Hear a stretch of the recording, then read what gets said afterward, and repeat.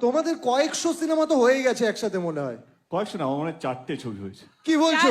4টে না 5টা।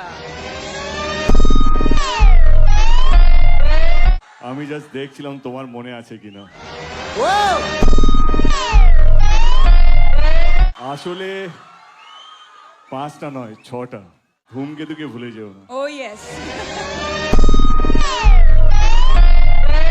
তুমি যেখানেই থাকো, যত বড়ই হও না কেন, ধূমকেতু তোমাকে কোথাও ছাড়বে না। এবার প্লিজ তোমরা বসো। তোমার কোন প্রোফাইলটা, লেফট অর রাইট? সব প্রোফাইল। যে এতদিন পর দেখা হচ্ছে, দেখা হলে কি কথা বলবো, তো দেখা হলো, কি কথা বললে প্রথমে? হ্যাঁ, শুভশ্রীকে। তো আমি ইন্টারভিউগুলো দেখে মনে হলো কি এত গম্ভীর হয়ে যাচ্ছে কেন, যখনই দেব নাম আসছে, ধূমকেতু নাম আসছে। ওকে দেখা হয়ে একটাই কথা বললাম, একটু হেসো।